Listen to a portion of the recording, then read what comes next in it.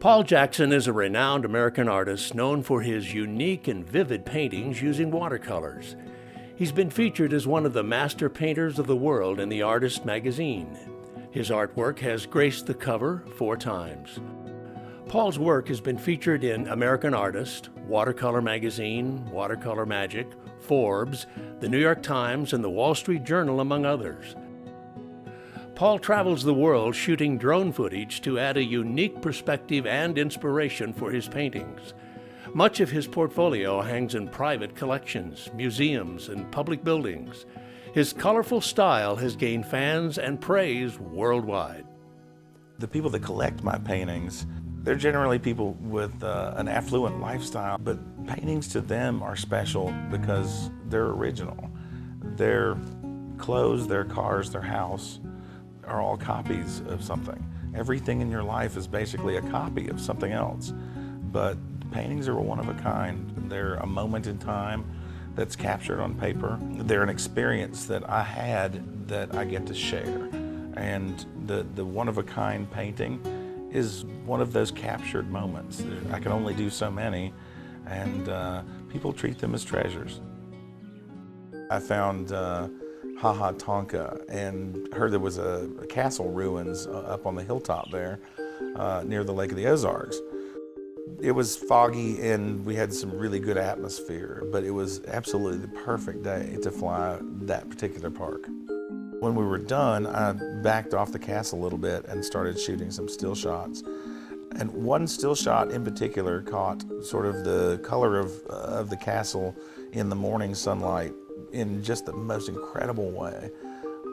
I posted that photo on Facebook, and apparently Tonka has a lot of fans. The photo got shared over and over and over again, 16,000 times just the first time around, and so much commentary on it. It's just sort of a mysterious image of this castle ruins in the blue shadows and orange light of morning, and just a neat ethereal image. I put a lot of images of my artwork up on Facebook and never got the same response as I did from that one photograph. So I thought maybe I should work on that and sort of develop it as a watercolor.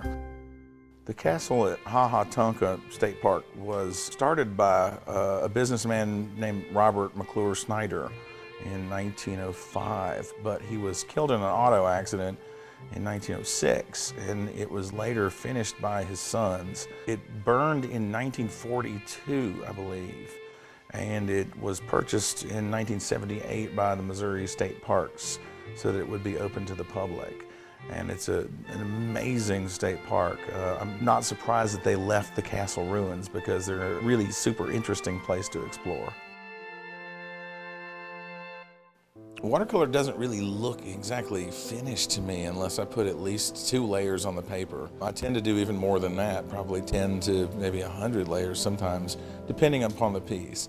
I'm trying to create this luminosity in the paper with light bouncing sort of through the very thin veils of color. It's unique. You have to build watercolor from light to dark. It's unlike other painting mediums where you work with a tone canvas and you add the white highlights at the end.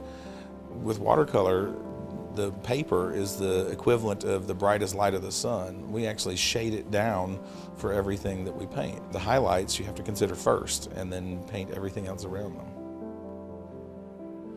Watercolor is the only medium that has sort of soul built in. It has a life of its own. When you put the paint and a little bit of water on the paper, it comes alive and sort of does its own thing. It fascinated me from the very beginning, and although I've worked in every other media possible, I come back to watercolor constantly. I have a love for it that is unending.